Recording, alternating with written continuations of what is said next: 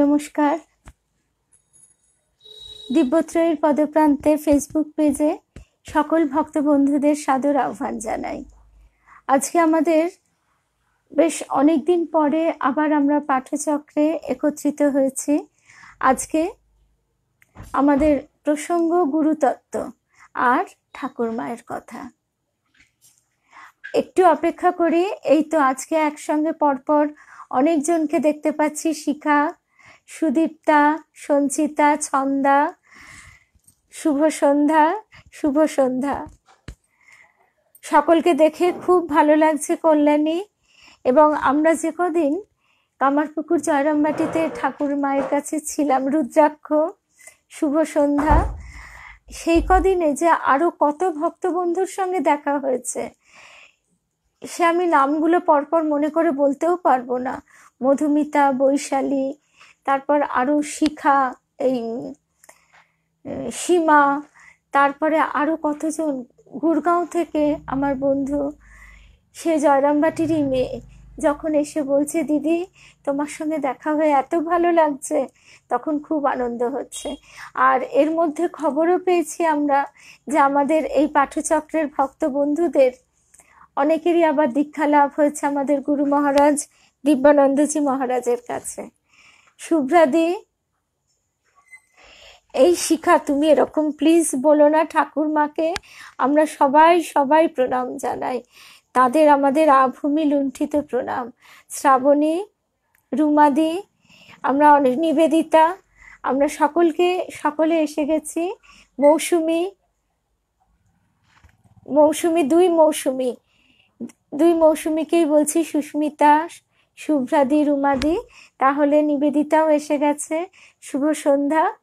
আমরা এই যে গুরু পূর্ণিমার সামনে, 13ই জুলাই গুরু পূর্ণিমা, আমাদেরই ভক্ত বন্ধু সুতপা বলছিল যে আমরা যদি একটু গুরুতত্ত্ব নিয়ে আলোচনা করি গুরু গীতা থেকে, অবশ্যই সেটা করব। আর আরো একটা কথা বলি, আজকে আমরা ঠাকুরের কথা দিয়ে একটু শুরু করি। শ্রী শ্রী রামকৃষ্ণের অনুধ্যান বইটি লেখা স্বামীজিরই ভাই মহেন্দ্রনাথ দত্ত। স্বামীজির ছোট ভাই, তিনি ঠাকুরকে যেভাবে দেখেছেন, তার সেই সময়কার চোখে দেখা, একেবারে সেই সময়কার সমাজ ঠাকুরকে লোকে কিভাবে নিয়েছে, ভাবতে গেলে, শুনতে গেলে আমাদের মানে কি বলবো, এ যে কি অনুভূতি হয় সে আমরা বলে বোঝাতে পারি না। আজকে আমরা ঠাকুরকে যে ভালোবাসতে চেষ্টা করছি, তাকে আমরা যে অবতার রূপে গ্রহণ করতে পারছি, এ যে তার কত বড় কৃপা, সেটা আমরা বুঝতে পারবো।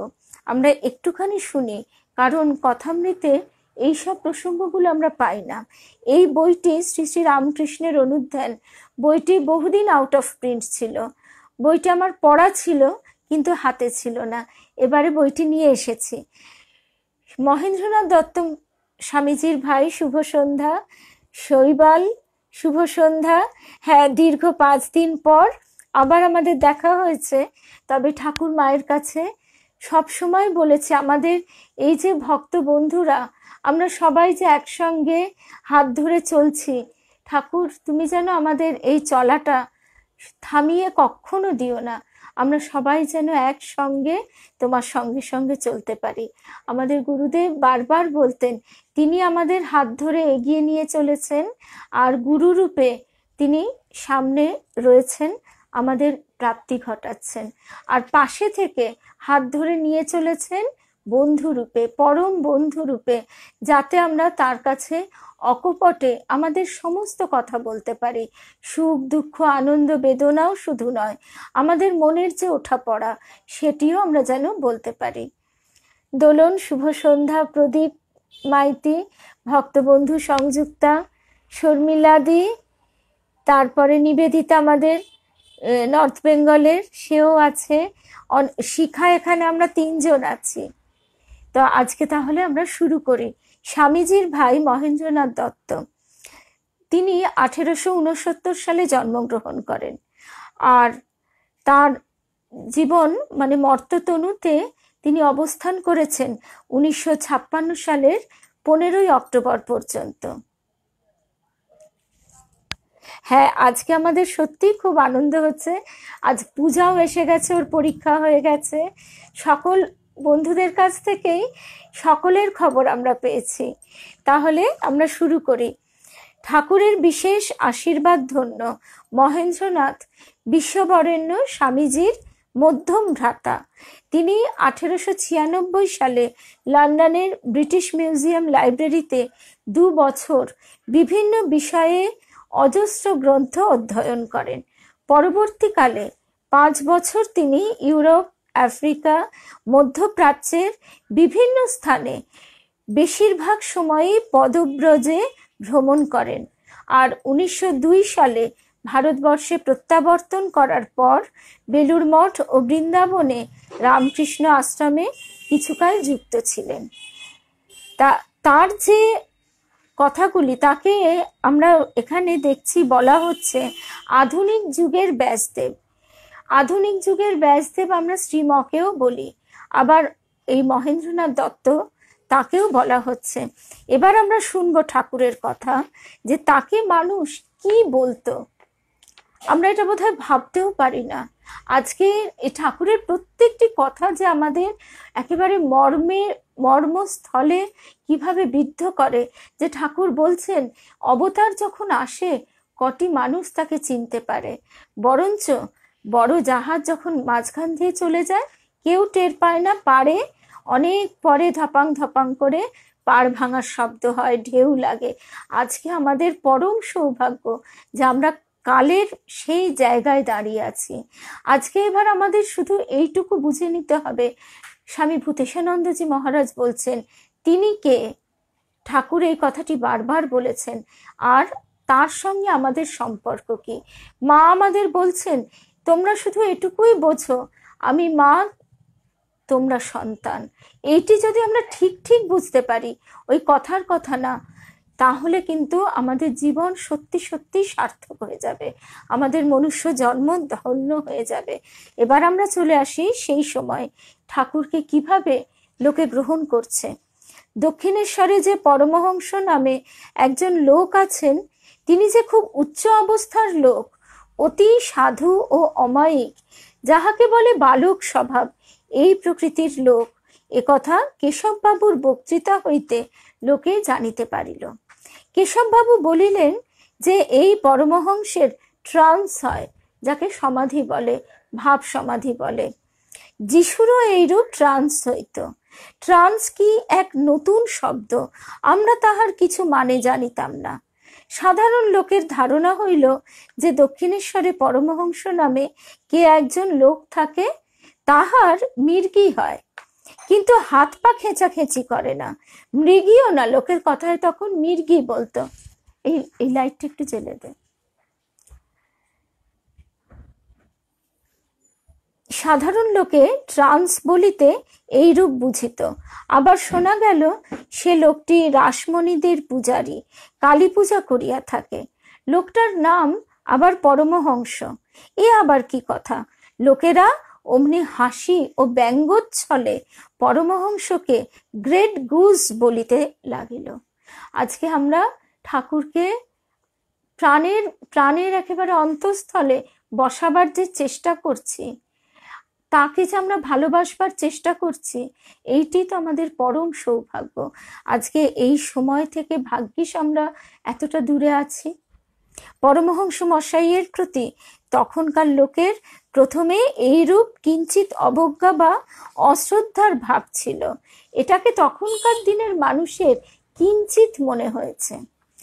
আমরা তখন তাহাকে দেখি নাই, আর দেখিতে যাইবার ইচ্ছাও ছিল না। পূর্ণ ব্রহ্ম নারায়ণ স্বামী ভূতেশানন্দজি না প্রেমেশানন্দজি মহারাজ বলছেন তার পত্র সংকলন থেকে এই লাইনটি, অদ্ভুত সুন্দর কথা, যে আমরা কেন ব্রহ্মে লীন হয়ে যাবার চেষ্টা করব, কেন আমরা ব্রহ্মে লীন হব, এ কথা ভাববো।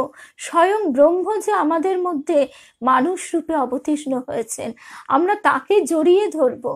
আমাদের গুরুদেব সব সময় বলতেন আমরা পরজন্মে পাবো, মৃত্যুর পর রামকৃষ্ণ লোকে যাব না, আমরা এই জন্মেই তার সান্নিধ্য লাভ করব। পরজন্মে কি হবে আমাদের তো স্মৃতিতেই থাকবে না। যা হতে হবে এই জন্মেই হতে হবে। তা তখন লোকে কি বলছে? পরমহংস মশাইয়ের প্রতি লোকের প্রথমে এইরূপ কিঞ্চিত অবজ্ঞা বা অশ্রদ্ধার ভাব ছিল। আমরা তখন তাহাকে দেখি নাই, আর দেখিতে যাইবার ইচ্ছাও ছিল না। কোথায় কে একজন লোক আছে, তার আবার মির্গি ব্যামো হয়, কি আর দেখব। কেশববাবু বলিয়াছেন লোকটি ভালো, এই জন্য তাহার বিষয় কিঞ্চিত জানিতে আগ্রহ ছিল মাত্র। দক্ষিণেশ্বরের পরমহংসের বিষয়ে এর বেশি কিছুই আমাদের জানা ছিল না, এবং অন্য লোকেরাও জানিত না। সর্বোপরি মহেন্দ্রনাথ দত্ত মহাশয় বলছেন, তখন কলকাতায় চারিদিকে ভৈরবী চক্র চলত। লোকে ধর্মের নামে চরম নোংরামি করে চলত, কদাচার করে চলত। নরেন্দ্রনাথ ছিল সিমলার এক দুষ্টু ছেলে। বয়স অল্প হইলেও সে খুব ধী শক্তি সম্পন্ন ছিল। সাধারণ সমাজ, কেশববাবুর সমাজ প্রভৃতি অনেক জায়গায় সে যাতায়াত করিত। পাড়ায় তাহার একটা বেশ নাম ছিল। সে ছিল পাড়ার ছেলেদের চাই বা সর্দার। পাড়ার সব ছেলে তার অনুগত ছিল। নরেন্দ্রনাথের পাড়ার ডাকনাম ছিল বিলে। কাশীর বীরেশ্বরের পূজা করিয়া তাহার জন্ম হওয়ায় তাহার নাম রাখা হইয়াছিল বীরেশ্বর। ক্রমে সংক্ষেপে তাহা বিলে হইয়া যাইল। রামদাদা একদিন বলিলেন, রামদাদা মানে রামচন্দ্র দত্ত মহাশয়, যিনি যোগোদ্যানটি তৈরি করলেন। ঠাকুর বললেন, রাম, এ যে যোগের স্থান, তুমি এখানে একটি পঞ্চবটি স্থাপন করো। তা সেই রামদাদা তিনি কিন্তু জনে জনে লোককে ডেকে ডেকে ঠাকুরের কথা বলতেন। তিনি নিজে যা অনুভব করেছিলেন তাই বলতেন। আর শুধু তাই নয়, এই মহেন্দ্রনাথ দত্ত মহাশয় বলছেন, রামদত্ত তিনি কোনোদিন তার অনুভূতিকে লুকোননি। তার ছিল সকলকে জানাবার ভাব। তিনি ব্যক্ত ছিলেন। তার এই যে আমরা বলি যে ভাব গোপন করার কথা, সেটিও যেমন একরকম। মাও বলছেন, যত ব্যক্ত তত ত্যক্ত। কিন্তু রামদাদা তাকে ঠাকুর সঙ্গে করে তো নিয়েই এসেছেন তার বিশেষ পার্ষদ রূপে, গৃহী ভক্ত রূপে। রামদাদা রাস্তার মোড়ে দাঁড়িয়ে দাঁড়িয়ে লিফলেট বিলি করতেন, এবং তার জন্য তাকে কম হেনস্থা হতে হয়নি। এইবার আমরা শুনি, যেটা শুনলে আমাদের শিউরে উঠবে গা। রামদাদা একদিন বলিলেন, বিলে, তুই তো এদিক ওদিক ঘুরে বেড়াস, দক্ষিণেশ্বরে এক পরমহংস আছেন, দেখতে যাবি? চল। নরেন্দ্রনাথ অমনি বলিল, সেটা তো মুখ্য, কি সে পেয়েছে যে তার কাছে তা শুনতে যাব? আমি স্পেন্সার, মিল, হ্যামিল্টন, জন লক প্রভৃতির এক দর্শন শাস্ত্র পড়লুম, আমি কিছু বুঝি না? আমি এত দর্শন শাস্ত্র পড়লুম, আমি কিছু বুঝি না? আর একটা আকাট মুখ্য কালীর পূজারী, কৈবর্তদের বামুন, সেইটার কাছে শিখতে যাব? আজকে আমরা এই জাতের বিচার থেকে অনেকটা মুক্ত হয়েছি, যদিও এই জাতপাত নিয়ে সারা পৃথিবীতে প্রচন্ড শোরগোল, কিন্তু তবু তো আমরা অনেকটা, একটা শ্রেণী অনেকটা উত্তীর্ণ হতে পেরেছি। কিন্তু সেই যুগে, সেই সময়ে এ যে কি ভয়াবহ অবস্থা ছিল আমাদের কল্পনাতেও বুঝি আসে না। আর ঠাকুর আমাদের জানাবেন যে পাণ্ডিত্য কি জিনিস, কি বোঝা, কি অহংকারের একটা আবরণ এই পাণ্ডিত্য। ঠাকুর একেবারে বললেন যে পণ্ডিত অনেক উঁচুতে ওঠে, কিন্তু নজর ভাগাড়ের দিকে। আমাদের পিঠে একটা চাবুক পড়লো। আমরা বহুদিন অবধি মানুষের বিচার করি, সে কত তার ডিগ্রি, কত লেখাপড়া জানে, কেমন সে ইংরেজি বলতে পারে, ইত্যাদি ইত্যাদি দিয়ে, কিন্তু আখেরে দেখা যায় সে মানুষই হয়ে উঠতে পারেনি। এইবারে আমরা সেইটি শুনছি। রামদাদা তথাপি নরেন্দ্রনাথকে পরমহংস মশাইয়ের কাছে যাইবার জন্য অনেক অনুনয় করিয়া বলিতে লাগিলেন। তবু তিনি বলছেন, সেটা জানে কি, সেটা জানে কি, কি জেনেছে যে আমাকে শেখাতে পারে? অবশেষে নরেন্দ্রনাথ বলিল, যদি সে রসগোল্লা খাওয়াতে পারে তো ভালো, নইলে কান মলে দেব, আকাট মুখ্যটাকে সিধে করে দেব। এমন কথা স্বামীজি বলেছেন। আর সেই স্বামীজি কে আমরা জানি, কিন্তু তিনি যখন ঠাকুরের কাছে আসছেন, ঠাকুর তাকে গলা জড়িয়ে ডেকে এনেছেন, কিন্তু সেই স্মৃতি তার নেই। তাকে যে জগতের জন্য কাজ করতে হবে, ঠাকুর তাকে আমাদের কাছে একটু একটু করে বীরেশ্বর বিবেকানন্দ থেকে বিবেকানন্দে রূপান্তরিত করবেন, বিলে থেকে বিবেকানন্দে রূপান্তরিত করবেন। আমরা যদি শুধু সেইটি অনুধ্যান করি তো আমাদের জীবন ধন্য হয়ে যায়। এই কথা তিনি বলছেন। তখনকার দিনে কান মলে দেব বলাটাই যেন অবজ্ঞা প্রকাশ করিয়া কথা বলিবার ধারা ছিল। নরেন্দ্রনাথ পরে একদিন দক্ষিণেশ্বরে পরমহংস মশাইয়ের কাছে গিয়াছিল। নরেন্দ্রনাথকে দেখিয়া পরমহংস মশাই জোর হাত করিয়া অনেক স্তব স্তুতি করিয়াছিলেন। একথা আমরা লীলা প্রসঙ্গেও পাই, স্বামীজি স্মৃতিকথাতেও পাই। আমরা স্বামী চেতনানন্দজি মহারাজের শ্রীরামকৃষ্ণকে যে রূপ দেখিয়াছি সেখানেও স্বামীজির কথাতে পাই, এবং তখন স্বামীজির কি অনুভূতি হচ্ছে সে কথাও তিনি লিখেছেন। আরেক দিন নাকি পরমহংস মশাই নরেন্দ্রনাথকে স্পর্শ করিতেই সে অর্ধজ্ঞান শূন্য হইয়া বলিয়াছিল, তুমি আমায় কি করলে? আমায় কোথায় নিয়ে যাচ্ছ? আমার যে বাপ মা আছে, আমি যে উকিল হব। ইহা আমার শোনা কথা। ভাই, স্বামীজির ভাই বলছেন, আমি যদিও সে সময়ে উপস্থিত ছিলাম না, এই জন্য ঠিকভাবে বলিতে পারিতেছি না। এ বিষয়ে স্বামী শারদানন্দের কাছে শুনিয়াছিলাম, রামদাদার কাছেও কিছু কিছু শুনিয়াছিলাম। পূর্বে মাত্র রামদাদা দক্ষিণেশ্বরে যাতায়াত করিতেন, কিন্তু এখন পাড়ার সুরেশ মিত্তির ও নরেন্দ্রনাথও দক্ষিণেশ্বরে যাতায়াত করিতে লাগিলেন। আর স্বামীজি গঙ্গা দিয়ে নৌকা বেয়ে একেবারে চলে যেতেন। স্বামীজির পিতা তিনি রাগ করতেন যে তোমার এরকম ভাবে যাওয়ার কি দরকার, তোমার ঘোড়ার গাড়ি আছে, তাতে করে যাও। কিন্তু ডানপিটে বিলে সেই গঙ্গা দিয়ে একেবারে বর্ষার ভরা গঙ্গা নৌকা বেয়ে চলেছেন। সে যে কি আকর্ষণে, কিছু পাওয়ার আশায় নয়, শুধু ভালোবাসার টানে। তারপরে আরেকটা কথা, রামদাদার পূর্বেকার বাড়ি ছিল কলিকাতার পূর্ব প্রান্তে নারিকেল ডাঙায়। এই বাড়ি নষ্ট হইয়া যায়। রামদাদা সিমলায় বাড়ি তৈয়ার করিয়াছিলেন। বাড়ির ঠিকানা ছিল 11 নম্বর মধুরায় লেন। এই লেন বা গলিটি ছোট, পূর্ব পশ্চিম বরাবর। এই বাড়িতেই পরমহংস মশাই সর্বদা আসিতেন। বাড়িটি গলির দক্ষিণ দিকে। বাড়ির সদর দরজা ছিল উত্তর মুখ। দক্ষিণ মুখ হইয়া সদর দরজায় ঢুকিতে ডান দিক হইতে পশ্চিম দিকের দেওয়াল পর্যন্ত বাহিরে একটি সরু ও লম্বা রক ছিল। দরজায় ঢুকিয়া সম্মুখে একটা পথ বা দালান বা একটা বড় ঘরের মাপের মতো জায়গা, এবং ডান ধারে অর্থাৎ পশ্চিম দিকে 3টি দরজাওয়ালা একটি বৈঠকখানা। এই ঘরটির উত্তর দিকে অর্থাৎ রাস্তার দিকে লোহার গড়াদওয়ালা 2টি জানালা। দক্ষিণ দিকে গড়াদওয়ালা অনুরূপ 2টি জানালা ছিল। পশ্চিম দিকের দেওয়ালের মাঝখানে সারসি দেওয়া তাক।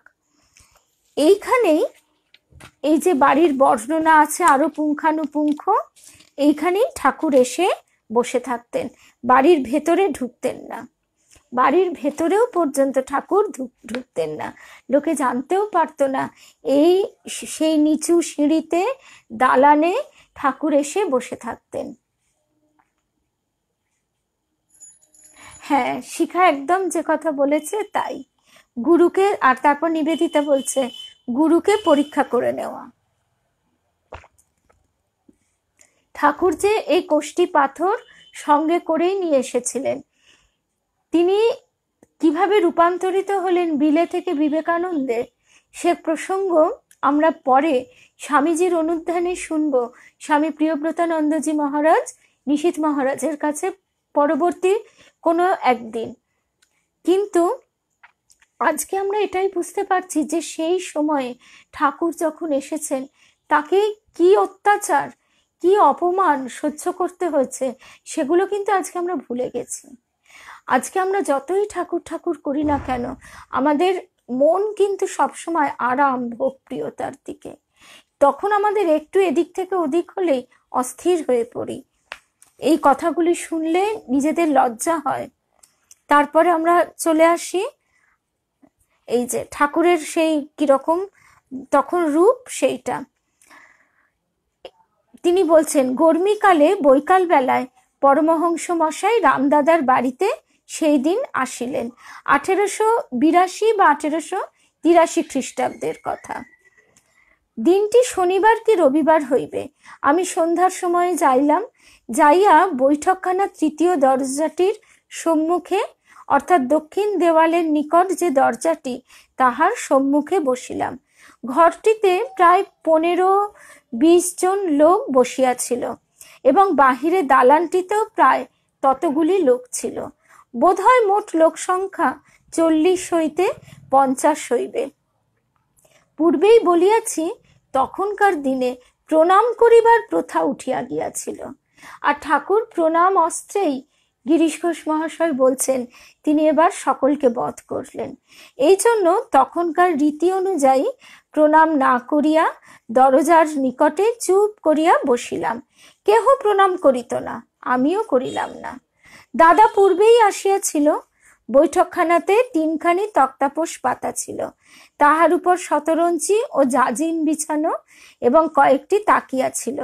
তামাকের কোনো বন্দোবস্ত ছিল না, কারণ রামদাদার হাঁপানি ব্যামো থাকায় তামাকের ধোঁয়াতে হাঁপানি বাড়িত। ঘরটির কড়িকাঠ হইতে কাচের বাটির মতো দেখিতে 2টি গ্যাসের বাতি জ্বলিতেছে। পরমহংস মশাই পশ্চিম দিকের আলমারির বা সারসি দেওয়া তাকের কাছে বসিয়া আছেন। পিছনে একটি তাকিয়া। দেবেন মজুমদার মশাই, শ্রীযুক্ত দেবেন্দ্রনাথ মজুমদার, তৃতীয় দরজার মাঝখানটিতে বসিয়াছেন।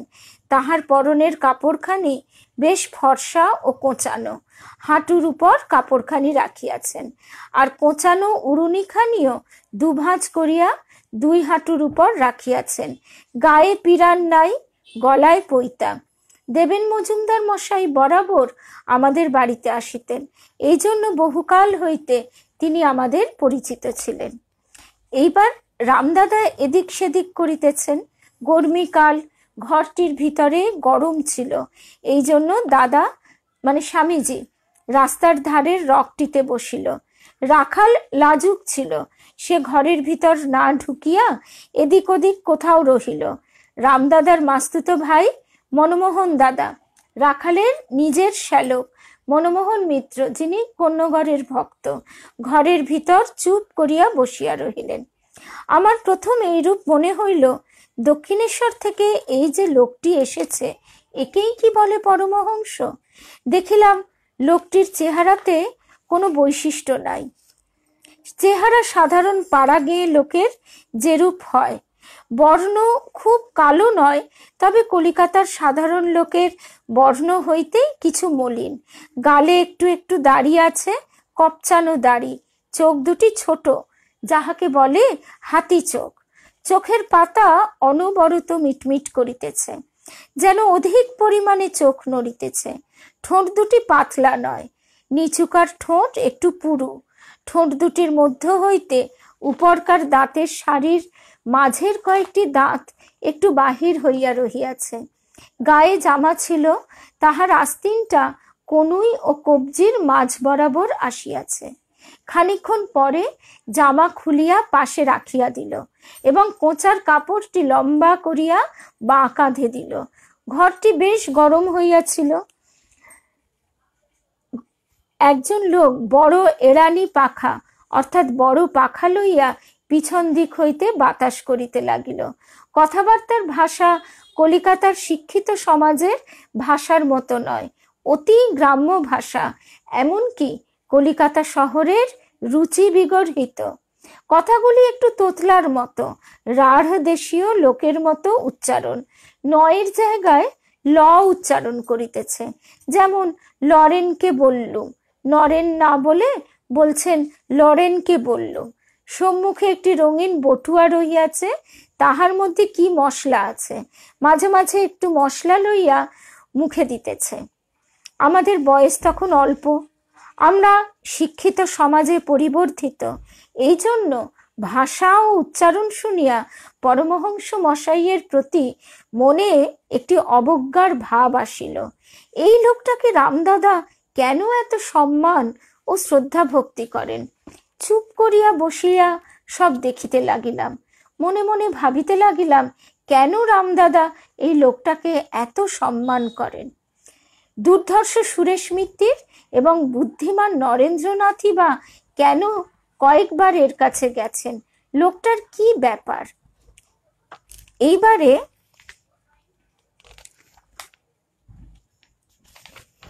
এই বইটা এত সুন্দর যে আমরা কোথা থেকে যে শুরু করব আর কতক্ষণ শেষ করব সে আর বলতে পারি না। আমরা একটু একটু করে শুনি। তা এই হচ্ছে ঠাকুরের বর্ণনা। তারপরে আবার উনি বলছেন, খুব স্থির হইয়া দেখিতে লাগিলাম। দেখিলাম লোকটি পাড়া গিয়ে অশিক্ষিত, মাঝে মাঝে অসভ্য ভাষায় কথা কহিতেছে, কিন্তু লোকটি পাগলও নয় যে নিতান্ত এলোমেলো ভাব, আফিম ঘোরের ভাবও নয় যে নিঝুম হইয়া আছে। পাগল হইলে এলোমেলো ভাব হয়, হাত পা নাড়ে, মাথা নাড়ে, এ লোক তো সেরূপ নয়। আবার যে বালকের ভাব সেরকমও তো নয়, কারণ ছোট ছেলেদের ভিতর নিরবচ্ছিন্নতার অর্থাৎ কন্টিনিউয়েশনের ভাবটি থাকে না। আমরা যে সাধারণ লোক তাহাও তো দেখিতেছি না। সাধারণ লোককে যেরূপ দেখি, তীক্ষ্ণ বুদ্ধি সম্পন্ন যে লোক নানা বিষয়ে লেকচার দেয়, পরামর্শ দিতে পারে, তাহাও তো দেখিতেছি না। তর্ক যুক্তি নানা রকম দার্শনিক কথা যাহা আমরা সর্বদা এতকাল শুনিতাম, এ ব্যক্তি তো সেরকম কিছু বলিতেছে না। দেখিলাম লোকটি হড়বড় করিয়াও কথা বলিতেছে না, বা যাহাকে বলে প্রগল্ভ তাহাও তো নয়। কলিকাতায় যেমন বক্তৃতা শুনিতাম, বক্তা অনর্গল কথা বলিয়া যাইতেছে, এ লোকটি তো তেমনও কিছু বলিতেছে না। পণ্ডিতগিরি ফলানো বা গুরুগিরি করাও তো নাই। এই যে সামনে গুরু পূর্ণিমা আসছে, আমরা ঠাকুরকে তাই দেখছি ঠাকুর বলতেন যে গুরু কর্তা বাবা, এই তিনটি কথায় গায়ে কাঁটা বেঁধে। ঠাকুর এইভাবে আমাদের শেখাচ্ছেন যে আমরা কত সামান্য, কি হলো কি হলো না, আমরা অহংকারে কিভাবে ফুলে উঠি। যে গুরু মিলে লাখ লাখ, তো শিষ্য মিলে লাখে এক। যে লাখ লাখ গুরু, সবাই গুরু হতে চায়, কিন্তু শিষ্য কেউ হতে চায় না। ঠাকুরের এই যে বর্ণনাগুলি আমরা শুনছি, আজকে আমরা ঠাকুরকে কত সাজানো, কত সুন্দরভাবে দেখি, কিন্তু ঠাকুর কেমনটি ছিলেন এইখানে আমরা শুনছি। কিভাবে, কি সাধারণভাবে ঠাকুর আমাদের মাঝখানে এসেছেন। মাঝে মাঝে চলিত গানই গাহিতেছেন, তখন মনে অন্য এক প্রকার ভাব আসিতেছে, সে যেন অন্য এক ভাবে গানটি দেখাইতেছে। মাঝে মাঝে সে যেন স্থির হইয়া যাইতেছে, আবার যেন গলা শুকাইয়া যাইতেছে বলিয়া বটুয়া হইতে একটু মশলা লইয়া মুখে দিতেছে। কথাবার্তা যাহা বলিতেছে তাহা মনে রাখা যাইতেছে না, কিন্তু কথাগুলি যে ঠিক সত্য এ বিষয়ে কোনো সন্দেহই হইতেছে না। তর্ক করিবার ইচ্ছা হইতেছে না। কথাগুলি যে নিশ্চিত ও নির্দ্বন্দ্ব, এই ভাবটি যেন কিভাবে ভিতরে আসিতেছে। অর্থাৎ তিনি যে সেখানে উপস্থিত সকলকে এক অদ্ভুত ভাবে নিয়ে যেতেন, দেহাতীত এক ভাবে, অতীন্দ্রিয় ভাবে। এ কথাটা আমরা মাঝে মাঝে পাই কথামৃতে, কিন্তু সেটা যে কেমন তার বর্ণনা কিন্তু এইখানেই যতটুকু আছে, খুব বেশি আমরা পাই না সব। আচ্ছা, তারপরে তিনি বলছেন স্বামীজির ভাই যে তর্ক করিবার ইচ্ছা হইতেছে না, কথাগুলি যে নিশ্চিত ও নির্দ্বন্দ্ব, এই ভাবটি যেন ভিতরে আসিতেছে। শব্দ ও ভাব এত তাড়াতাড়ি আসিতেছে যে কথাগুলি মনে রাখিবার সুবিধা হইতেছে না এবং সময়ও পাওয়া যাইতেছে না। কথাগুলি শুনিবার বিষয়, কিন্তু তাহার অর্থ জানি না, তাৎপর্যও কিছু বুঝি না। স্বামী শারদানন্দজি মহারাজ লীলা প্রসঙ্গে বলছেন, অবতারকে বুঝতে গেলে সাধনার প্রয়োজন। সকলেই যেন এক প্রকার ভাবে অভিভূত হইয়া পড়িল। বেশ একটা ঘোর পানা আচ্ছন্ন ভাব আসিতে লাগিল। অন্য কোনো বিষয়ে ক্ষুধা পাইয়াছে, তৃষ্ণা পাইয়াছে, জল পান করিব, অধিক রাত্রি হইয়াছে, বাড়ি ফিরিতে হইবে, এ সকল কোনো চিন্তাই মনে আসিতেছিল না। আমাদের যে পিতামাতা আছে তাহা পর্যন্ত ভুলিয়া যাইতেছিলাম। সকলে স্থির ও নিঝুম হইয়া বসিয়া রহিলাম। খানিকক্ষণ পরে দেখি লোকটি কথা কহিতে কহিতে স্থির হইয়া গেল। ডান হাতের মাঝের আঙুল 3টি বাঁকিয়া গেল, হাত দুটি সিধা ও শক্ত হইয়া গেল। মির্গি হওয়া আমরা ঢের দেখিয়াছি, কিন্তু এ তো তা নয়। আমরা সকলে তাহার মুখের দিকে এক দৃষ্টিতে চাহিয়া রইলাম। মির্গি হইলে মুখে চোখে জল দিতে হয়, বাতাস করিতে হয়, একে তো সেই রূপ করিতে হইতেছে না। এই নূতন ব্যাপার দেখিয়া আমরা কিছুই বুঝিতে পারিতেছিলাম না। এই মাত্র বিশেষভাবে বুঝিলাম যে মনটাকে উপর হইতে নামাইয়া আনিয়া লোকটি কথা কহিতেছে। কথামৃতে এই কথাটা আমরা বারবার পাই। মনটাকে তিনি উপর হইতে নিচে নামিয়ে আনছেন।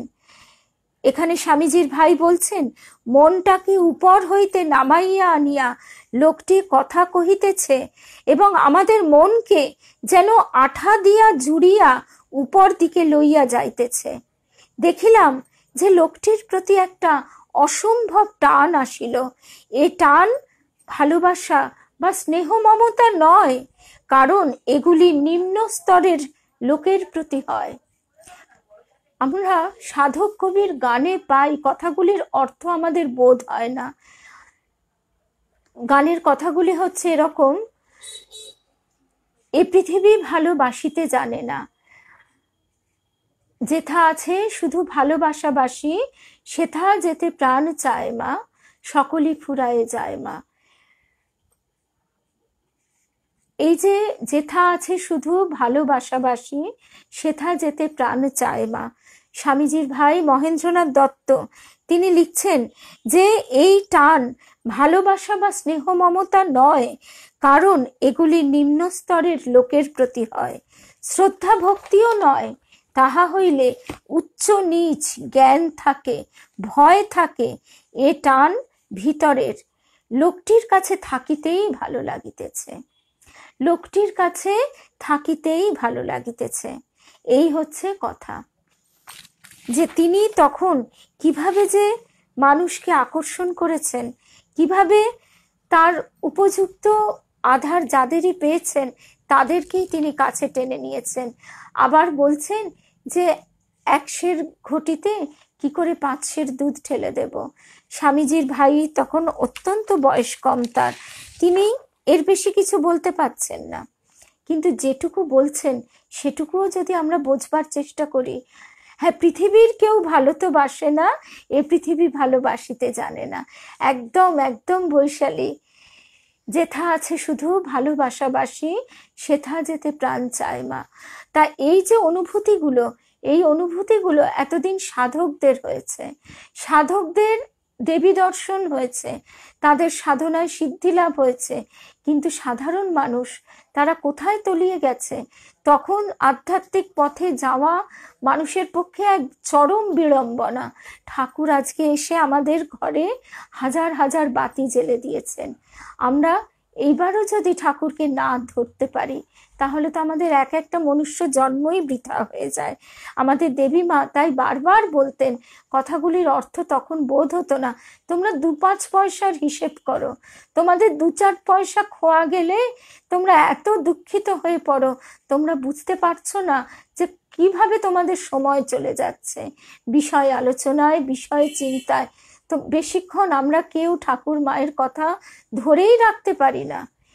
একটু শুরু হলো কি হলো না, ব্যাস আবার আমরা চলে আসি আমাদের নিজেদের ছেলে পুলে, বিষয়, গাড়ি ঘোড়া, আমাদের যত রাজ্যের যে আবর্জনাগুলো আছে সেইগুলো নিয়ে কথাবার্তা, চিন্তা ভাবনায়। সুতরাং শারদানন্দজি মহারাজ বলছেন, তার কথা চিন্তা করতে গেলেও সাধনার দরকার, কারণ আমাদের মনের উপর এতই প্রলেপ রয়েছে, সেই প্রলেপ সরিয়ে আমরা কিছুতেই মাথা তুলতে পারছি না, পুরো পাকে ডুবে যাচ্ছি। তাই তার কাছেই বারংবার প্রার্থনা যে পাক থেকে আমাদের তুলে ধরো।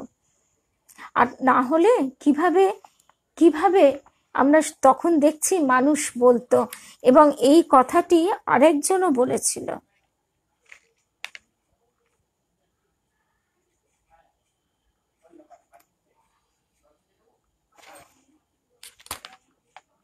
এই যে রামদাদা সুরেশ মিত্তিরকে পরমহংস মশাইয়ের কথা বলিলে তিনি উপহাস করিয়া বলিলেন, ওহে রাম, তোমার গুরু পরমহংস যদি আমার কথার উত্তর দিতে পারে তবে ভালো, নইলে তার কান মলে দিয়ে আসবো। লোকে এইভাবে বলতো। সুরেশ মিত্তির কান মলিয়া দিবেন এই শর্তে দক্ষিণেশ্বরে গিয়েছিলেন, কিন্তু পরমহংস মশাইয়ের সহিত খানিকক্ষণ কথাবার্তা কহিবার পর তাহার প্রতি অত্যন্ত আকৃষ্ট হইয়াছিলেন, এবং তাহার পর হইতে তিনি পরমহংস মশাইয়ের অন্তরঙ্গ হইয়াছিলেন। কৈলাস ডাক্তারও আমাকে একবার বলিয়াছিলেন যে রামদাদা যখন তাহাকে একবার কাশীপুরের বাগানে যাইয়া পরমহংস মশাইকে দেখিবার জন্য অনুরোধ করিয়াছিলেন, তখন তিনি বলিয়াছিলেন, রাম, তোমার পরমহংস যদি ভালো লোক হয় তো ভালো, নইলে তার কান মলে দেব। ভাবতে পারছি আমরা? পারছি না ভাবতে। তার অশেষ কৃপা যে আজকে আমরা এই সমস্ত অবস্থা থেকে কতখানি ভালো অবস্থায় রয়েছি। এই করারে কৈলাস ডাক্তার রামদাদার সহিত কাশীপুরের বাগানে গিয়া নিচে পুকুরের ধারে চাতালে বসিয়া থাকেন। তিনি বলিয়াছিলেন, আরে প্রথমে গিয়ে দেখলুম যে নরেনটা বিএ পাশ করে একেবারে বকে গেছে, নিচেকার হল ঘরে কতগুলো ছোঁড়া নিয়ে এলোমেলো ভাবে বসে আছে, আর রামের বাড়ির সেই চাকর ছোঁড়া লাটু সেটাও কাছে বসে আছে। আরে ছ্যা, আজকে আমরা মঠ মিশন দেখে কি কি বলছি, কি ভাবছি, কি মানে আমাদের আজকের বোধের সঙ্গে সেই সময়ের কতখানি পার্থক্য। আজকেও যারা এই অবস্থা দেখে বলছেন, যাদের মনে শুধু মনে হচ্ছে চারিদিকে শুধু নেগেটিভিটি, কিচ্ছু হচ্ছে না, চারিদিকে শুধু খারাপ খারাপ খারাপ, তাদের এই কথাগুলি বিশেষভাবে মনে রাখা দরকার, মনে করা দরকার যে এই অল্প সময়ে কত পরিবর্তন হয়ে গেছে। ম্যাজিক নয় যে আজ বললেই কাল একেবারে সাদা থেকে এই কালো থেকে সাদা হয়ে যাবে। স্বামীজিও তিনি প্রথম কি কথাটা বললেন আমরা শুনলাম, তারপর সেই স্বামীজি তার কি রূপান্তর ঘটলো সে কথা তো আমরা একটু একটু হলেও জানি, একটু একটু হলেও বুঝি। তারপরে তিনি বলিতে লাগিলেন, পরমহংস মশাইয়ের শরীর অসুস্থ ছিল, সেই জন্য লোক মারফত বলে পাঠালেন যে বাবুটি আমার কান মলে দেবেন বলেছেন, তাকে ওপরে নিয়ে এসো। যে লোকটি ডাকতে এসেছিল সে তো অবাক হয়ে খুঁজতে লাগলো, আর কিছু ইতস্তত করে ওই কথাগুলি বলতে লাগলো। এই শুনিয়া অপ্রতিভ হইয়া কৈলাস ডাক্তার অবশেষে সসম্ভ্রমে উপরে যাইবার উদ্যোগ করিলেন, এবং ভাবিতে লাগিলেন সিমলেতে ঘরের ভেতর বসে রামের সঙ্গে পরমহংসের বিষয়ে যে কথা হয়েছিল, কাশীপুরের বাগানে সে সংবাদ এখনই কি করে এলো। তিনি আশ্চর্যান্বিত হইয়া উপরে যাইয়া পরমহংস মশাইয়ের পায়ের কাছে প্রণাম করিলেন। তিনি বুঝিতে পারিলেন যে অজান্তে কি ভুলই না করিয়াছিলেন। সেই অবধি কৈলাস পরমহংস মশাইকে গুরু বলিয়া মানিতেন, এবং তাহার প্রতিকৃতি প্রণাম না করিয়া বাড়ি হইতে বাহির হইতেন না। এই হলো সেই সময়ের থেকে আজকের সময়ের কতখানি বিস্তর ফারাক। তার কত কৃপা ঝরে ঝরে পড়ছে। এরপরেও আমাদের গুরুদেব বলছেন, ওরে তোরা কৃপা ঝরে ঝরে পড়ছে বৃষ্টির মতো, এখনো দরজা জানলা বন্ধ করে বসে থাকবি, নাকি ওই জানলা খুলে দেখবি, নাকি বাইরে গিয়ে বৃষ্টিতে ভিজবি? যার যত বড় পাত্র সে তত বড় পাত্রে এবার কৃপা ভরে নেবে। তার কৃপা সকলের উপর সমভাবে বর্ষিত হচ্ছে, কিন্তু ওই ঠাকুর যে বললেন উঁচু ঢিপি হলে সেই জল জমবে না, কৃপা বাড়ি সব পিছলে পড়ে যাবে। তারপরে এবার আমরা আরেকটা কথা শুনি। নরেন্দ্রনাথ কোনো কথা মানিয়া লইবার পাত্র ছিল না। তর্কযুক্তি ও বিশেষ বিচার না করিয়া সে কখনোই অপরের কোনো কথা গ্রাহ্য করিয়া লইত না। পান্তা ভেতে মুমূর্ষু ভাব তাহার ভিতর আদৌ ছিল না। পরমহংস মশাইয়ের কাছে যে সকল মুমূর্ষু ভক্ত যাইতেন তাহারা বলিতেন, এ ছোড়া কি দাম্ভিক, বড় মানুষের বেটা, কলেজে পড়ে, তাই এত অহংকার। হরমোহন মিত্রের নিকট শুনিয়াছি যে কথা প্রসঙ্গে পরমহংস মশাই নরেন্দ্রনাথকে একদিন বলিয়াছিলেন, তুই যদি কথা না শুনিস তবে এখানে কি করতে আসিস? নরেন্দ্রনাথ অমনি চট করিয়া জবাব দিল, তোমার কাছে আবার শিখব কি? তুমি কি বা পেয়েছ? তোমার কাছে শেখবার বিশেষ এমন কি আছে? পরমহংস মশাই তাহাতে বলিলেন, তোর শেখবার যদি কিছু নাই থাকে তবে এমন ঝড়ঝাপটে আসিস কেন? নরেন্দ্রনাথ অমনি উত্তর করিল, তোমায় ভালোবাসি, তোমায় ভালোবাসি বলে দেখতে আসি। পরমহংস মশাই সমাধিস্থ হইয়া নরেন্দ্রনাথকে জড়াইয়া ধরিলেন। তারপর সকলকে বলিতে লাগিলেন, দেখ, সকলেই কিছু স্বার্থের জন্য আসে, যে যার অভীষ্ট সিদ্ধির জন্য আসে। লরেন কিন্তু ভালোবাসে বলে আসে, ওর কোনো অভীষ্ট এখানে নেই। এ হলো নিঃস্বার্থ ভালোবাসা। আর সকলে যারা আসে তারা কোনো আকাঙ্ক্ষা করেই বা আসে। অর্থাৎ আমরা যদি মুক্তি চাই, সেও আকাঙ্ক্ষা। আমরা আমাদের সংসারের জন্য কত কি চাই, ছেলেকে ভালো করে দাও, ভালো রাখো, পাশ করিয়ে দাও, মেয়ের বিয়ে, তা কত কত কত চাহিদা আমাদের। কিন্তু শুধুমাত্র ভালোবেসে তার কাছে গেলে, তার মুখের দিকে তাকালে এই সব বিষয় কথাগুলিকে আমাদের মন থেকে মুছে যায়? যদি তিনি মুছে দেন তবেই মুছে যায়। উপস্থিত ব্যক্তি সকল প্রথমে নরেন্দ্রনাথের প্রতি বিশেষ বিরক্ত হইয়াছিলেন। তাহারা ভাবিয়াছিলেন যে দাম্ভিক ছোঁড়াটা পরমহংস মশাইয়ের মুখের উপর চটপট উত্তর করে। কিন্তু পরমহংস মশাই যখন নরেন্দ্রনাথকে প্রশংসা করিলেন তখন সকলে নীরব হইয়া রহিলেন। সে পরমহংস মশাইকে বলিত, তুমি মুখ্য লোক, লেখাপড়া জানো না, তোমার আবার দর্শন শাস্ত্রের কথা তোমার কাছে কি শিখব? আমি এসব বিষয়ে ঢের জানি। আবার ঠাকুর মাঝে মাঝে রহস্য করে বলতেন যে লরেন আমাকে যতটা মুখ্য বলে আমি ততটা মুখ্য নই গো, আমি নাম সই করতে জানি। কখনো কখনো তর্কের ছলে তাহার মাত্রা আরো বাড়িয়া যাইত।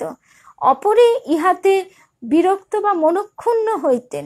পরমহংস মশাই হাসিতে হাসিতে বলিতেন, ও আমাকে গাল দেয়, কিন্তু ভেতরে যে শক্তি আছে তাকে গাল দেয় না।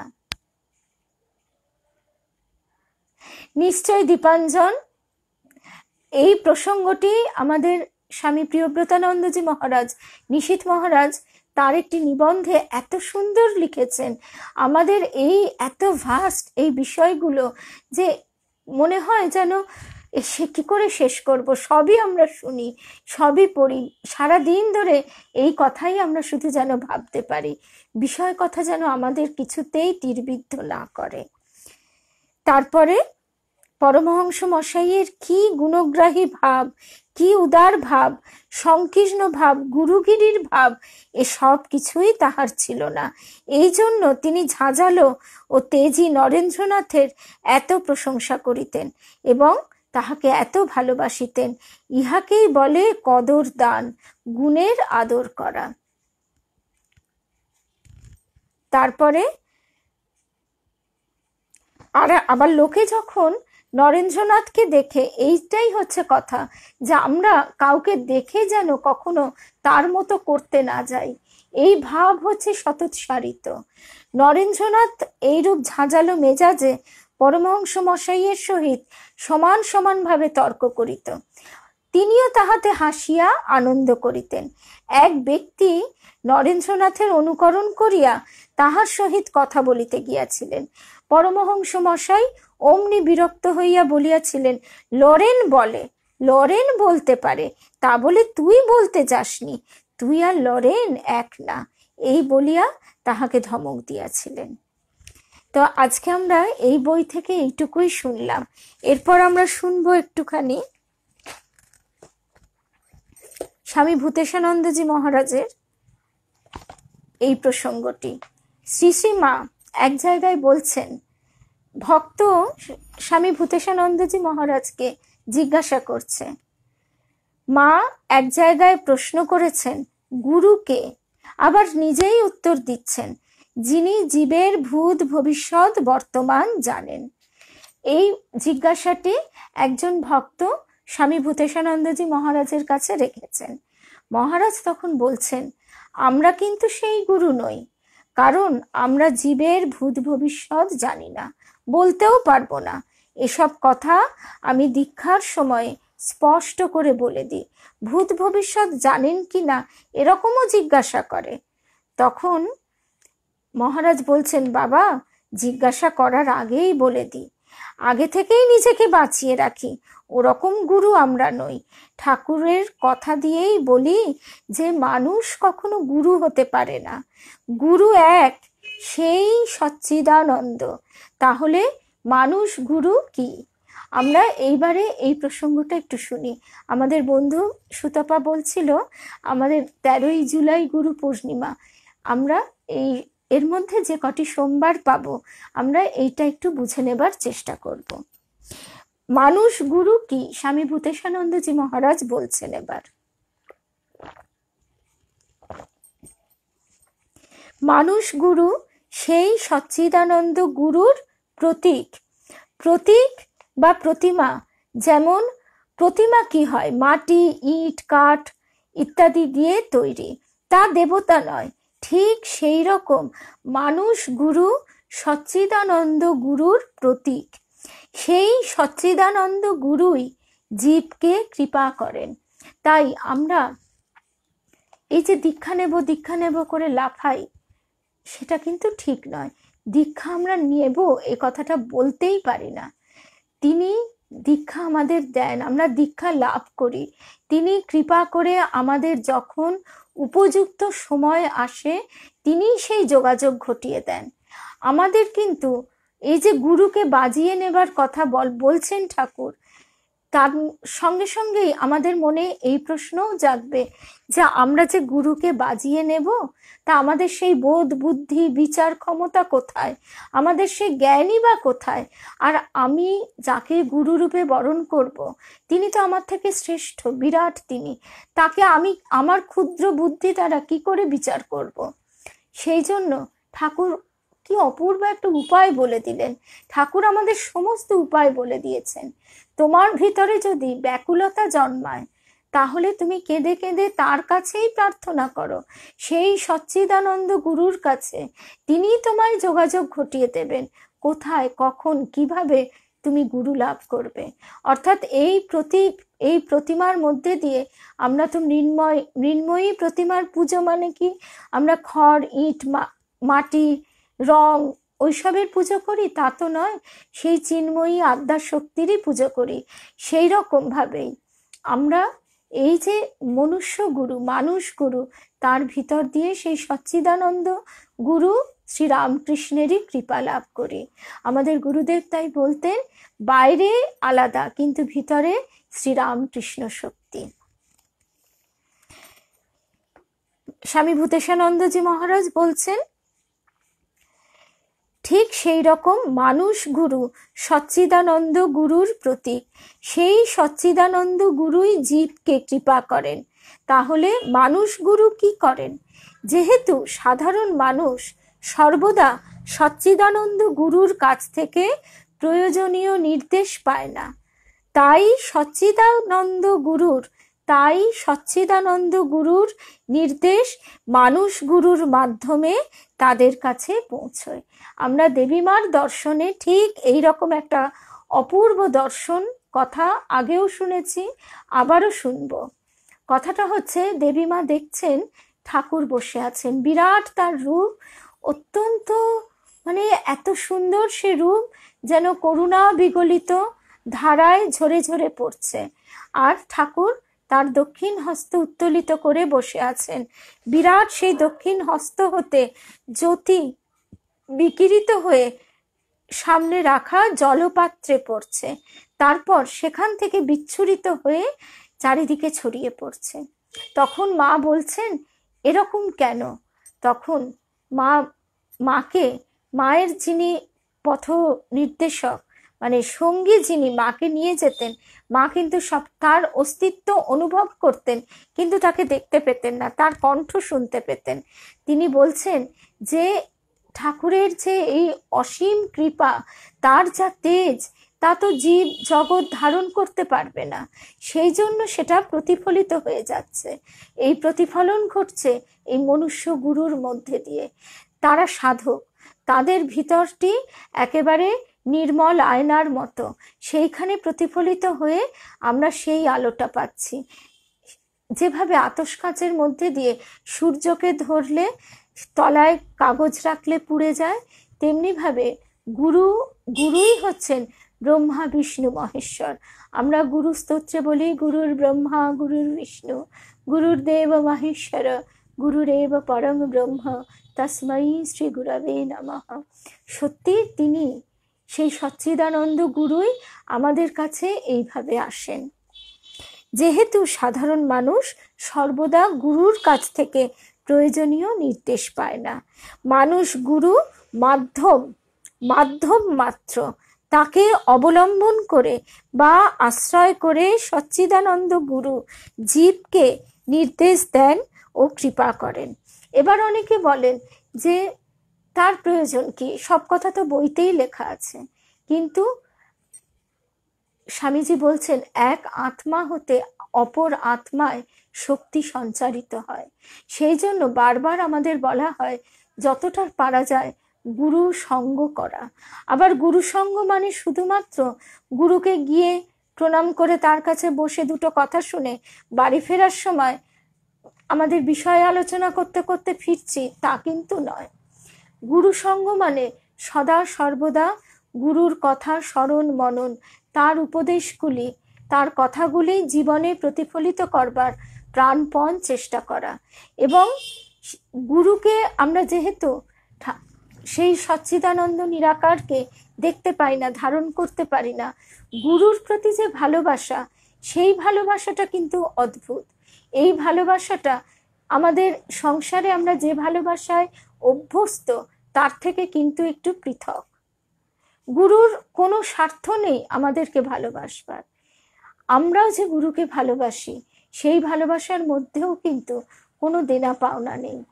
তার কাছে আমরা সবাই সমান, তাকে কে কি দিল না দিল সে বিচার তিনি করেন না। এই জন্যই তার মধ্যে দিয়ে যে শক্তি প্রবাহিত হয়, সেই শক্তিকে আগে আমাদের ধারণ করবার উপযুক্ত হতে হবে। আমরা একদম প্রসঙ্গের শেষে সেই কথাই শুনবো। শিষ্য, ওরে বাবা 8:25 হয়ে গেছে। শিষ্যের কি কি কর্তব্য। তারপরে স্বামী ভূতেশানন্দজি মহারাজ বলছেন গুরুকে বলা হচ্ছে ব্রহ্মা বিষ্ণু ইত্যাদি। মানুষ গুরু তো আর ব্রহ্মা বিষ্ণু নন, তা হতেও পারেন না। এগুলো সব সচ্চিদানন্দ গুরুকেই নির্দেশ করে। মানুষ কখনো গুরু হতে পারে না। গুরু নিত্য, মরণশীল যে গুরু, তিনি কিভাবে নিত্য হবেন? গুরুর ধ্যান করতে হয়।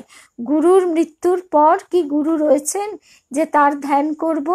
আর মৃত যিনি, তার ধ্যান কি করে হবে? মানুষ গুরু সচ্চিদানন্দ গুরুর প্রতীক মাত্র। বারবার স্বামী ভূতেশানন্দজি মহারাজ বলছেন তার বিনাশ আছে, কিন্তু সচ্চিদানন্দ গুরু নিত্য।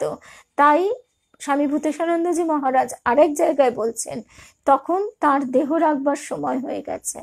তিনি বলছেন যে আমার ভক্ত শিষ্যরা যারা আমার দেহটাকে গুরু মনে করেছে, তারা শীঘ্রই গুরুহীন হবে, কিন্তু যারা ভিতরে এই গুরু শক্তিকে অনুভব করতে পেরেছে, তারা কোনোদিনই গুরুহারা হবে না। ঠাকুর বলছেন, এবার ভক্ত আবার জিজ্ঞেস করছে, ঠাকুর বলছেন এখানে ছোকরা যারা আসে তাদের দুটি জিনিস জানলেই হবে, তাহলে আর বেশি সাধন ভজন করতে হবে না। মহারাজ তখন বলছেন, স্বামী ভূতেশানন্দজি মহারাজ, না, 3টি জিনিস জানতে হবে। 3টি জিনিস কি? 1, আমি কে, 2, ওরা কে, আর আমাদের মধ্যে সম্বন্ধ কি। তখন ভক্ত বলছে, এর মানে কি মহারাজ? মহারাজ তখন বলছেন, এটা জানতেই কি কম সাধন দরকার? আমি কে মানে যিনি বলছেন, অর্থাৎ স্বয়ং শ্রী রামকৃষ্ণ, ঈশ্বর। আমরা কিন্তু এখনো বহু মানুষ সেটা বুঝতেই পারি না। কিন্তু ওই আবার স্বামী ভূতেশানন্দজি মহারাজ আরেকটি অপূর্ব কথা বলেছেন, যে আমরা তার মাহাত্ম্য বুঝতে না পারি তবু ভালো তো বাঁচতে পারি। তার মাধুর্য, এই যে এতক্ষণ তার কথাগুলি শুনলাম, এ কিন্তু আমাদের সেই আমরা যেরকম মঠ মিশনে তার প্রস্তর মূর্তি দেখি, প্রতীক, সেরকম নয়। এ একেবারে তার দিব্য দেহের বর্ণনা, দিব্য ভাবের বর্ণনা। এই ভাবের বর্ণনা শুনতে শুনতে আমাদের অন্তরেও তিনি যেন এবার নড়ে চড়ে উঠবেন। হৃদয় না, রামলাল দাদাকে ঠাকুর যখন স্পর্শ করেছিলেন তখন রামলাল দাদা বলেছিলেন যে এতদিন যেন ইষ্টের মুখখানা দেখতে পেতাম, তো মুখটা দেখতে পেতাম তো শ্রীচরণ দেখতে পেতাম না, শ্রীচরণ দেখতে পেতাম তো মুখটা দেখতে পেতাম না।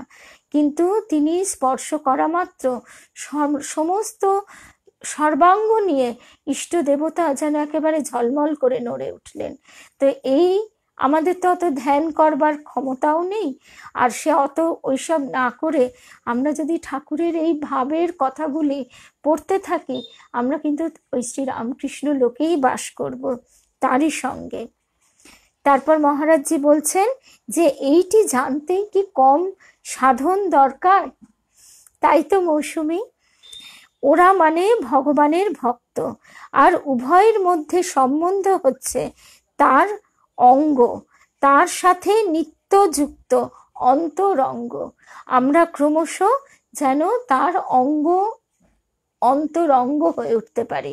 ভবতারিণী মা বলছেন তিনি একেবারে ঠাকুরের গলা জড়িয়ে ধরে বায়না করতেন, দাদা দাদা বলে গলা জড়িয়ে ধরে একেবারে ঝুলে পড়ে বুকে মুখ ঘষে তার কাছে ওই এটা ওটা সেই শাশুড়ি বলে পাঠিয়েছে দীক্ষা চাইবি, মন্ত্র চাইবি, তখন মন্ত্র চাওয়া কথাটা ছিল, মন্ত্র চাইবি। ভবতারিণী মা ভাবলেন ওটা বুঝি একটা কোনো গয়না হবে, তো সেইটি উনি চাইতে লাগলেন। আমরা এই যে ঠাকুরের আসার আগে, অবতারের আবির্ভাবের আগে কেউ কোনোদিন ভাবতে পেরেছিল দেবদেবী সাধকের যা সাধনলব্ধ ধন, সেই রূপকে আমরা গলা জড়িয়ে ধরব? আমরা কোনোদিন কল্পনাই করতে পারিনি। কিন্তু মায়ের কাছে আমরা মায়ের কোলে গিয়ে একেবারে মাকে জড়িয়ে ধরতে পারি। এই জোর আমরা পাই কি করে? পাই তার কৃপায়, তার মাধুর্য। মা স্বামী ভূতেশানন্দজি মহারাজ বলছেন মায়ের মাহাত্ম্য আমরা বুঝতে নাই পারতে পারি, কিন্তু তার মাহাত্ম্য তো আমরা মাধুর্য তো আমরা অনুভব করতে পারি।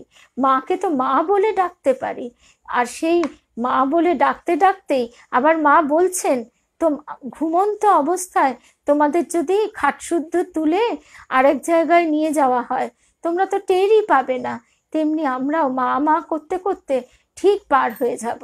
ওই মায়ের মাধুর্যে আমরা সবাই, সকল ভক্ত বন্ধু একেবারে মজে থাকব। কিন্তু ঠাকুর যে ধরা দিতে চান না। মহারাজ এবার জিজ্ঞাসা করছে ভক্ত, ঠাকুর তার যুবক ভক্তদের মাঝে মাঝে জিজ্ঞেস করতেন আমাকে তোমার কি মনে হয়? শ্রীমকেও করতেন। এমন জিজ্ঞাসার কারণ কি?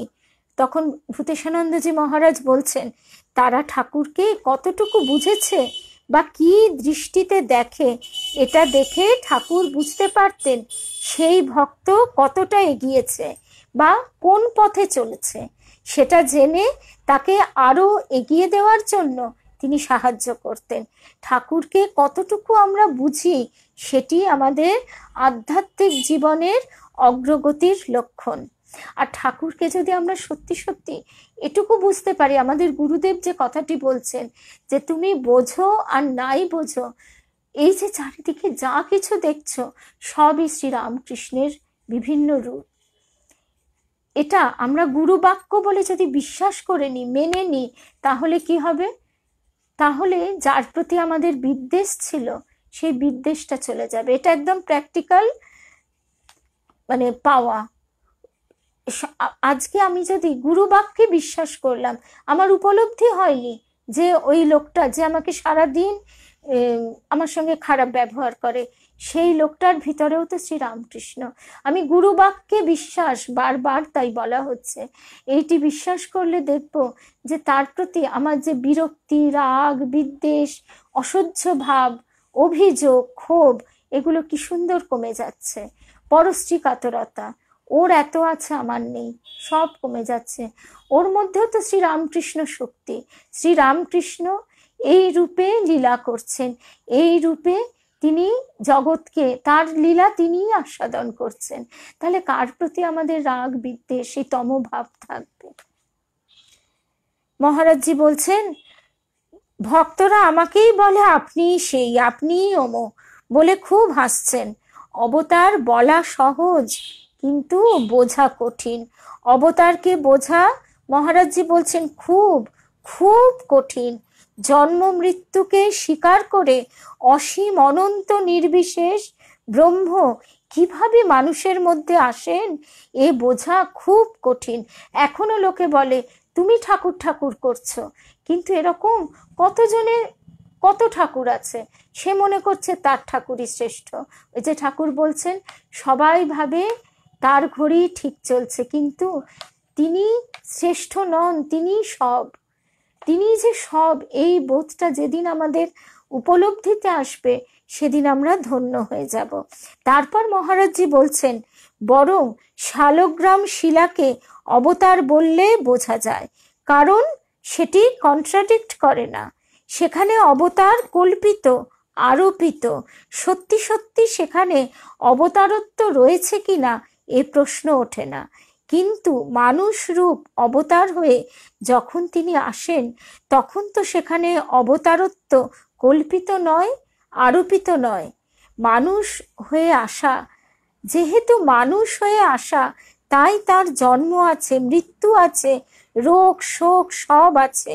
অর্থাৎ সেটি প্রতি পদেই, প্রতি কাজে, কর্মে, ব্যবহারে মূল তত্ত্বকে কন্ট্রাডিক্ট করছে।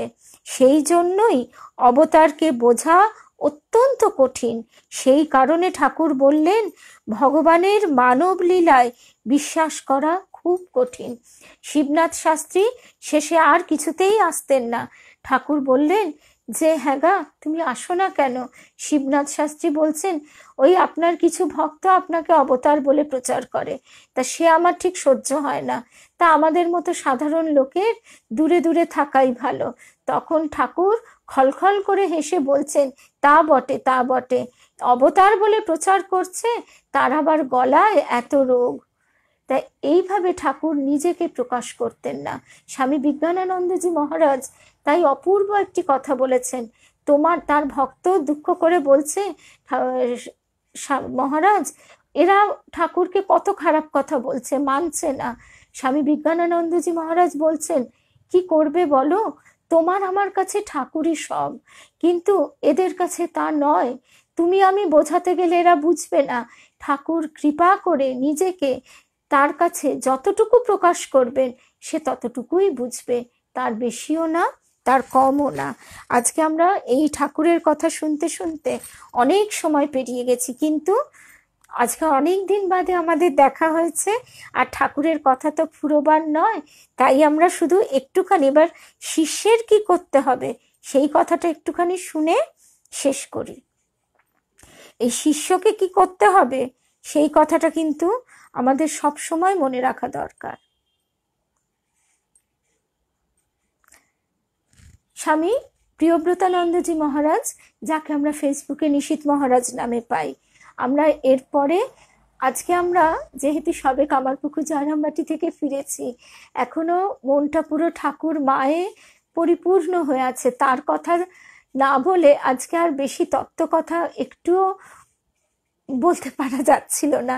তাই আজকে আমরা ঠাকুরের কথাই বেশি করে শুনলাম। আমাদের গুরুদেব আরেকটি কথা বলতেন, মা তো ঠাকুরের নারী রূপ, আর কিছুই নয়। জগৎ যে মা ব্যাপারটা চট করে বোঝে, তাই ঠাকুর এই কৌশলটি করলেন। এবার একটি মা দিলেন জগৎকে, যাতে জগৎ তাড়াতাড়ি অতিক্রম করতে পারে, তার বাধাগুলি তাড়াতাড়ি অতিক্রম করতে পারে। এই কথাটি গুরুদেব বলতেন। আর এবার আমরা শুনবো স্বামী প্রিয়ব্রতানন্দজি মহারাজ নিশীথ মহারাজের কাছে শিষ্যের কি কি করতে হবে। এরপরে আমরা এই প্রসঙ্গটি আগামী সপ্তাহে, আগামী সোমবার আরো বিশদে শুনব। শিষ্যের করণীয় কি, দীক্ষা নিয়ে শিষ্য কি করবে। আমরা অনেকেই সবে সবে দীক্ষা লাভ করেছি, অনেকেই করতে চলেছি। শিষ্যের কি করণীয়, শিষ্য কিসের উপর গুরুত্ব দেবে, গুরুর আচরণ, গুরুর দেহ, নাকি গুরুর দেওয়া মন্ত্রের অর্থ, অথবা গুরু যে ভগবানের কথা বললেন সেই ভগবানকে বোঝবার চেষ্টা করবে, তাকে ভালোবাসবার চেষ্টা করবে। মহারাজজি বলছেন এখানে এটি মনে রাখার যে ভগবানের প্রতি প্রেম, প্রীতি, ভালোবাসা জাগানোর জন্যই সাধনা করা, এগুলি মূল বিষয়। গুরুর বাইরের রূপ, গুণ, আচার আচরণ দেখা ও সেসব নিয়ে আলোচনা করা শিষ্যের কর্তব্য নয়, সেসবে তার প্রয়োজনও নেই। তাই মা বলতেন, তাই তো মৌসুমী, তাই মা বলতেন, মা এই কথাটা সরলাবালা দেবীকেই সম্ভবত বলেছিলেন, যে দেখো, কোনো এক মহিলা ভক্তকে বলেছিলেন যে দেখো, দীক্ষা দেবার পর যে সবসময় গুরুর সঙ্গে সঙ্গে থাকা ভালো নয়, তাতে মনে অনেক রকম বিপরীত ভাবের উদয় হয়, কিন্তু প্রতিদিন আসবে, কিছুক্ষণ সময় গুরু সঙ্গ করবে। আমাকে বহু জিনিস নিয়ে থাকতে হয়, যে সময় আসবে সেই সময়টি তুমি আমার কাছে বসবে। মা তাই বলে দিয়েছেন যে সদা সর্বদা আমরা যদি গুরুর সঙ্গে সঙ্গে থাকি তখন ওইটি মুশকিল হবে, আমরা তার মনুষ্যোচিত ব্যবহারটিকেই বেশি গুরুত্ব দিয়ে ফেলব। গুরুর বাইরের রূপ, গুণ, আচার আচরণ দেখা ও সেসব নিয়ে আলোচনা করা শিষ্যের কর্তব্য নয়, সেসবে তার প্রয়োজনও নেই। শিষ্যের ভাব হবে এই যে গুরুর কাছ থেকে পাওয়া সেই সার বস্তুটিকে জীবনে ফলানো। মা বলতেন এই যে বীজ মন্ত্রটি, বীজ, বটগাছের বীজটি পোস্তদানার মতন, তার থেকেও ছোট, কালে কালে সেটি কি হয়। আজকে আমরা বটগাছটা দেখেছি বলে আমরা বুঝতে পারি যে ওই দানা থেকে কি হতে পারে, কিন্তু আধ্যাত্মিক অনুভূতি যেহেতু আমাদের নেই, তাই আমাদের ওই বীজটিকে ধরে একেবারে যেভাবে মা তার গর্ভে সন্তানকে, ভ্রূণকে রক্ষা করে, সেইভাবে হৃদয়ে রক্ষা করে তাকে যত্ন করে এবং ভক্তি বাড়ি সিঞ্চন করে তাকে বড় করে তুলতে হবে, অর্থাৎ বিস্তৃত করতে হবে। সেই বিস্তার আমাদের উপলব্ধির জগতে ক্রমশ এগিয়ে দেবে। এবং এগিয়ে দেবে কি, ঠাকুর বলছেন চন্দনের বন পার হয়ে যাও, এগিয়ে যাও, এগিয়ে যাও, তারপর দেখলে রূপো, সোনা, হিরে, মণি, মাণিক্য, জহরত, এই উপলব্ধি যত আমরা গভীরে ডুব দেব তত অনুভব করব। স্বামী প্রেমেশানন্দজি মহারাজ বলছেন এই কটা ইন্দ্রিয়র ফাঁক ফোঁকর দিয়ে আমরা দেখছি আর তাই নিয়ে হৈ হৈ করছি। কি অপূর্ব কথা, আমাদের এই যে কটি ইন্দ্রিয়, সেই ইন্দ্রিয়ের ফাঁক ফোঁকর দিয়ে আমরা জগৎকে দেখছি আর তাই নিয়ে হৈ হৈ করছি। সেখান থেকে আমাদের মনকে গুটিয়ে নিয়ে গভীরে ডুব দিতে হবে। ঠাকুর বারবার বলতেন ডুব ডুব ডুব রূপসাগরে আমার মন, তলাতল পাতাল খুঁজলে পাবিরে প্রেম রত্নধন। তারপরে মহারাজজির কথায় আমরা আবার চলে আসি। স্বামী প্রিয়ব্রতানন্দজি মহারাজ, নিশীথ মহারাজ বলছেন শিষ্যের ভাব এই হবে যে গুরুর কাছ থেকে পাওয়া সেই সার বস্তুটিকে জীবনে ফলানো। অবশ্য তার জন্য ধৈর্য ধরে অভ্যাস করতে হবে, অতি ব্যস্ত না হয়ে বা হতাশ না হয়ে লেগে থাকতে হবে ঠাকুরের কথায় খানদানি চাষার মতো। বাস্তবিক সাধক জীবনে কখনো কখনো এমন পরিস্থিতিও আসে যখন দিনের পর দিন ঈশ্বর চিন্তায় বিঘ্ন ঘটে, এমনকি ঈশ্বরের নাম করতে হবে এ চিন্তা মনে উঠলেই বিরক্তি বোধ হয়, মন অশান্ত হয়। এরকম সময়ে একমাত্র ঠাকুরই রক্ষাকর্তা। এই অবস্থা ভগবান না করুন, কিন্তু আসে বই কি, কত কারণে আসতে পারে। সেই কারণগুলি আমাদের জানা থাকে, অনেক সময় জানা থাকে না, বিভিন্ন কারণে আসতে পারে। এরকম সময়ে একমাত্র ঠাকুরই রক্ষাকর্তা, এই বোধ জাগ্রত রাখবার চেষ্টা করলে ক্রমে এরকম অবস্থা থেকে মুক্তি লাভ ঘটে থাকে। ঠাকুরের কথাটি মনে রাখতে হবে, 1000 বছর অনাবৃষ্টি হলেও খানদানি চাষা চাষ ছাড়ে না। ভগবানের অনুগ্রহ প্রত্যক্ষ করতে পারলাম না বলে হতাশ হয়ে বসে থাকা কোনো কাজের কথা নয়। আমার কিছু হলো না বলে হতাশ হয়ে পড়লে চলবে না। অনেকেই কিন্তু এইভাবে দুঃখ করেন, আমার কিছু হলো না, আমার কিছু হলো না, অনেকেই বলেন, বারবার বলেন, কিন্তু বুঝতে হবে যে তিনি কৃপা করে, তারই সন্তান তো আমরা সবাই, তিনি ঠিক সময়ে ঠিক জিনিসটি দেবেন, কিন্তু আমাদের ব্যাকুল হয়ে তার কাছে প্রার্থনা করতে হবে। শিষ্যের কর্তব্য হলো গুরুর ভেতর যে ভগবান রয়েছেন তাকেই গুরু বলে স্বীকার করে নিয়ে গুরুর নির্দেশ মতো সাধনা করে যাওয়া। আজকে আমরা এখানেই শেষ করি। আরো 15 মিনিট বেশি সময় উত্তীর্ণ হয়ে গেছে, কিন্তু মহারাজজির এই যে নিবন্ধটি অত্যন্ত গুরুত্বপূর্ণ এবং এর প্রত্যেকটি কথা আমাদের বিশেষভাবে বোঝবার। আমরা আগামী সপ্তাহে এই প্রসঙ্গে আরো বিস্তারিত আলোচনা করব। নিবন্ধটি অতি বড়, সেই কারণে একটু একটু করে শুনবো, যাতে আমাদের মনে একেবারে শিলমোহরের মতো ছাপ পড়ে যায়। ওই গুরু পূর্ণিমার দিন বিশেষভাবে পাঠ করব, এই পদ্ধতি এবার না নিয়ে আমরা আগে থেকেই শুনতে শুরু করলাম। অনেক অনেক অনেক ধন্যবাদ গো সকল ভক্ত বন্ধুদের। সকলের ভালোবাসায় ওই একটি কথা বলতে হয়, সকলের সাথে প্রবেশের হৃদয়ে তুমি আছো মোর সাথে। সবাই ভালো থাকবেন। জয় রামকৃষ্ণ, জয় মা, জয় রামকৃষ্ণ।